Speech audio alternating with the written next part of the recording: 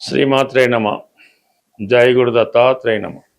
ఈ వీడియోలో మనం మే 17వ తారీఖు నుంచి 23 మధ్యలో జరగబోయే వారఫలాలు మేషరాశి వారికి ఏ విధంగా ఉంటాయి అని తెలుసుకునే ప్రయత్నంలో, మేషరాశి వారికి ఈ వారం అంతా రాశి అందే కుజగ్రహ సంచారం ఈ రుచిక మహాపురుష యోగ ప్రభావంతో జాతకుడు తన సామర్థ్యాన్ని, తనలో ఉన్నటువంటి టాలెంట్ని రుజువు చేసుకునే విధంగా మంచి గుర్తింపు రావడం జరుగుతుంది.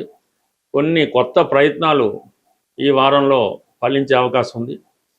ఎవరైతే భూములు, స్థిరాస్తులు సంబంధించిన విషయాల్లో వ్యాపారం చేస్తుంటారో వాళ్ళకి చాలా అనుకూలంగా ఉంది. అలాగే మీ యొక్క సామర్థ్యానికి తగు విధమైన గుర్తింపు రావడం కూడా జరుగుతూ ఉంటుంది. అంటే మొత్తం మీద మీలో ఉన్నటువంటి నాయకత్వ లక్షణాలకి తగిన గుర్తింపు రావడం జరుగుతుంది. రాజకీయ రంగంలో ఉన్న వాళ్ళకి చాలా వరకు కొన్ని కొత్త అవకాశాలు రావడం జరుగుతూ ఉంటుంది. మీ ఫాలోవర్సు, అభిమానులు కూడా పెరిగి మిమ్మల్ని ఒక నాయకుడిగా గుర్తించడం జరుగుతూ ఉంటుంది.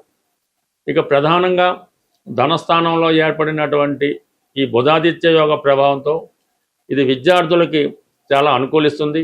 వారిలో ఉన్నటువంటి ప్రతిభకు తగిన గుర్తింపు రావడం జరుగుతుంది. మీరు ఏదైనా ఒక కొత్త కాలేజీలో సీటు కోసం సంపాదిస్తున్నా, లేదంటే నిరుద్యోగులు లాంటి వాళ్ళు కొత్త ఉద్యోగం కోసం ప్రయత్నం చేస్తున్నాం, మీలో ఉన్నటువంటి టాలెంట్కి తగిన గుర్తింపు రావుతుంది. ఒక ఇంటర్వ్యూకి వెళ్ళినా, ఒక రిటర్న్ ఎగ్జామ్స్కి వెళ్ళినా అందులో సక్సెస్ అన్నది రావడం జరుగుతుంది. అలాగే మీకు ప్రభుత్వ పథకాలు అనుకూలంగా వస్తాయి. మీ కుటుంబంలో ఒకరికి కొత్త ఉద్యోగం కానీ ఏదో ఒక శుభం వాళ్ళకి జరిగే అవకాశం ఉంది. వ్యక్తిగతంగా కుటుంబ ఆదాయం పెరుగుతూ ఉంటుంది. అలాగే ధనాధిపతిగా ఉన్నటువంటి శుక్రుడు తృతీయ స్థానంలో గురుగ్రహంతో కలిసి సంచరించడం వల్ల కొన్ని కొత్త పరిచయాలు ఏర్పడుతుంటాయి. మీరు చేస్తున్న ప్రయత్నాలకి దైవ సంకల్పం తోడవడం కానీ, మంచి మిత్రులు తోడడం కానీ జరిగే అవకాశం ఉంది. అలాగే మీరు మీ స్నేహితుల సహకారంతో ఏదైనా కొత్త బిజినెస్ స్టార్ట్ చేయడం కానీ, ఒక కొత్త ప్రాజెక్ట్ స్టార్ట్ చేయడం కానీ అవకాశం ఉంది. అలాగే వివాహం కొరకు ఎవరైతే ఎదురు చూస్తున్నారో వారికి ఈ సమయంలో కంప్లీట్గా అది దూర ప్రాంతంలో కానీ, విదేశంలో కానీ ఉన్నటువంటి అమ్మాయితో వివాహం నిశ్చయం అయ్యే అవకాశం ఉంది. ఎందుకంటే భాగ్యాధిపతి గురువుతో సప్తమాధిపతి శుక్రుడు కలయడం అన్నది వివాహం ద్వారా మీరు అదృష్టవంతులు కాబోతున్నారు. అంటే మంచి సాంప్రదాయాలు, మంచి ఆర్థిక పరంగా నడవడిక ఉన్నటువంటి జీవిత భాగస్వామి మీకు లభించడం వల్ల ఇప్పుడు కుదుర్చుకున్న వివాహం ద్వారా ఫ్యూచర్లో మీ జీవితం కంప్లీట్గా మారడం కానీ, మీ జీవిత భాగస్వామి ద్వారా విదేశ ప్రయత్నాలు ఫలించడం కానీ జరిగే అవకాశం ఉంది. సో అన్నీ బాగున్నప్పుడు కూడా 12వ స్థానంలో ఉన్నటువంటి శని భగవానుడు అనుకోకుండా ఉద్యోగపరంగా కొన్ని ఇబ్బందులు లాంటివి ఎదుర్కోవడం జరుగుతూ ఉంటుంది. వచ్చిన ధనం అంతా ఏదో విధంగా ఖర్చు అయిపోయి ధనం నిల్వైతే ఉండే అవకాశం లేదు. అలాగే మీరు ఎవరికన్నా ముఖ్యమైన కార్యక్రమాలకి సహాయం చేద్దాం అనుకున్నా దానికి ధనం ఇబ్బంది ఉంటుంది. అనవసర విషయాలకి, వేస్ట్ ఖర్చులకి ధనం దానికదే వస్తుంటుంది. అందువలన ధనం ఖర్చు పెట్టే విషయంలో చాలా పొదుపుగా ఖర్చు పెట్టవలసి వస్తుంది. ఈ సమయంలో మీరు చేసే ఇన్వెస్ట్మెంటు చాలా లాంగ్ టర్మ్గా ఉంటేనే మంచిది తప్ప, అంటే ఈ సమయంలో మీరు పెట్టిన పెట్టుబడి తిరిగి రావడం కష్టమవుతుంది. ఈ వారం అంతా కూడా గ్రహాలన్నీ కూడా రాహు కేతువుల మధ్య ఉండిపోవడం వల్ల, ముఖ్యంగా 5వ స్థానంలో ఉన్నటువంటి కేతు ప్రభావం వల్ల ఈ స్పెక్యులేషను, జోదం, బెట్టింగ్ లాంటి వల్ల నష్టపోయే అవకాశం ఉంది. 11వ స్థానంలో ఉన్నటువంటి రాహు ప్రభావం వల్ల స్నేహితుల వల్ల నష్టపోయే అవకాశం ఉంది. మీకు సకాలంలో వస్తుందనుకున్నటువంటి ధనం రాకపోవడం వల్ల కొన్ని ముఖ్యమైన పనులు వాయిదా పడడం కూడా జరిగే అవకాశం ఉంది. బట్ ఏదైనా ఈ రాశి వారు అదృష్టం బాగున్నప్పుడు కూడా ఆర్థిక సంబంధించిన విషయాల్లో కరెక్ట్గా ప్లానింగ్ చేసుకుంటే ఈ వారం అంతా కూడా చాలా లాభసాటిగా నడిచే అవకాశం ఉంటుంది. జ్యోతిష శాస్త్ర ప్రకారం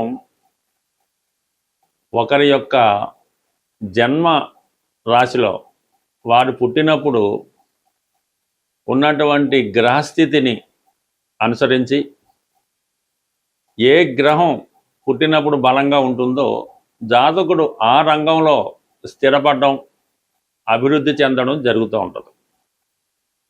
ఉదాహరణకి సూర్య భగవానుడు బలంగా ఉంటే ప్రభుత్వ అధికారులుగా, రాజకీయ నాయకులుగా రాణించడం జరుగుతూ ఉంటుంది.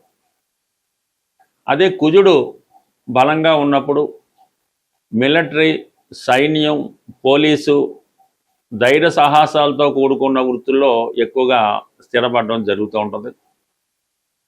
అలాగే గురువు బలంగా ఉన్నప్పుడు విద్యా సంబంధించినవి, బ్యాంకింగ్ రంగాలు, ఫైనాన్సు, అలాగే పౌరోహిత్యం, ఆధ్యాత్మిక వృత్తులు, సాంప్రదాయ వృత్తుల్లో బాగా రాణించడం జరుగుతూ ఉంటుంది. అయితే మనకి ఏ గ్రహం బలహీనంగా ఉంటుందో ఆ కారకత్వాల్లో బలహీనం అవడం జరుగుతూ ఉంటుంది.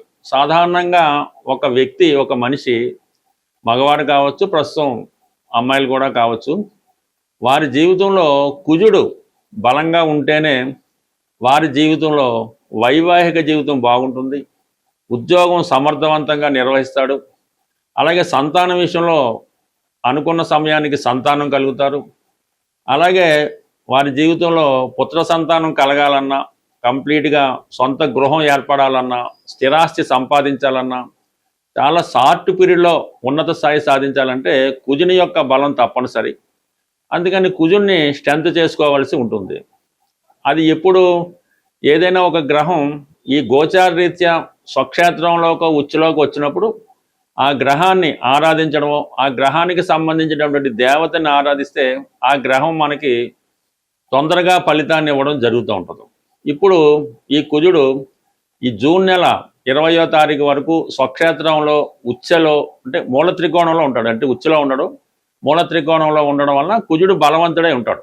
ఆ కారణం వల్ల ఈ సమయంలో కుజుని యొక్క కారకత్వాలు, ఎవరికైతే ఎక్కువగా అప్పులు ఉన్నాయో ఆ అప్పులు తీరాలన్నా, వివాహం అవడం లేదు, వివాహం జరగాలన్నా, ఏదైనా ఇల్లు స్థిరాస్తి సంపాదించుకోవాలన్నా, లేదంటే మన స్థిరాస్తి కబ్జాలోనో ఇతర ఆధీనంలోనో తాకట్లోనో ఉంది, అది ఇడిపించుకోవాలన్నా, భార్యాభర్తల మధ్య విభేదాలు తగ్గాలన్నా, అన్నదమ్ముల మధ్య ఉన్న విభేదాలు తగ్గాలన్నా, జాతకుడు వ్యసనాల నుంచి బయటపడాలన్నా, అంటే కోర్టు కేసులు, పోలీస్ కేసులు, ఇలాంటి క్రిమినల్ కేసుల్లో బయటపడాలన్నా కంప్లీట్గా మీరు కుజుని యొక్క అనుగ్రహం పొందితే దాంట్లోంచి తొందరగా బయటపడతారన్నమాట. అంటే కుజుడు బలంగా ఉన్నప్పుడు, అంటే మన వ్యక్తి ఒక అధికారంలో ఉన్నప్పుడు ఎంత తొందరగా మనం బయటపడతామో ఈ కుజుడికి మీరు పరిహారం చేసుకుంటే అంత తొందరగా పరిహారం అవుతుంది. అయితే ఎవరైతే అన్నదమ్ములు లేదంటే భార్యాభర్తలు రుణాలు ఇవి ఉన్నవాళ్ళు ఆంజనేయ స్వామిని పూజ చేసుకోవలసి ఉంటుంది.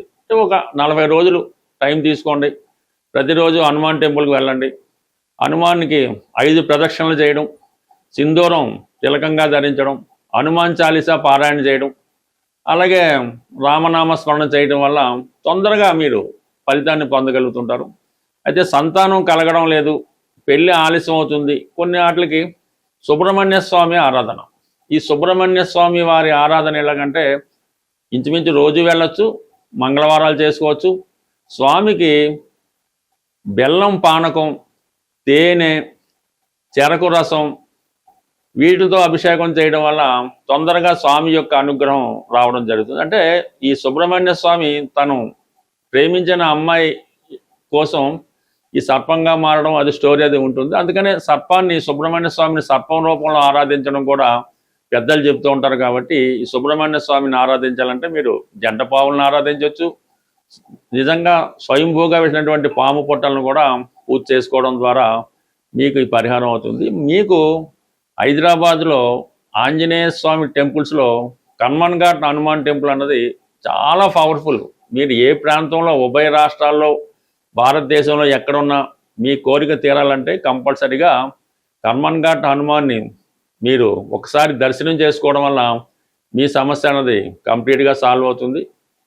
అలాగే సుబ్రహ్మణ్య స్వామి దేవాలయాల్లో స్కందగిరి, సికింద్రాబాద్లో ఉన్నటువంటి స్కందగిరి సుబ్రహ్మణ్య స్వామి టెంపుల్లో మీరు స్వామిని దర్శించుకోవడం వల్ల మీరు ఎక్కడ విదేశంలో ఉన్నా సరే, కేవలం ఆన్లైన్లో అయినా సరే ఆ స్వామిని మీరు ఆన్లైన్లో అభిషేకం కానీ అర్చన కానీ చేయించుకుంటే 100కి 100 రూపాయలు సంతానపరంగా ఉన్నటువంటి మీకున్నటువంటి సమస్యలు సాల్వ్ అవడం జరుగుతుంది.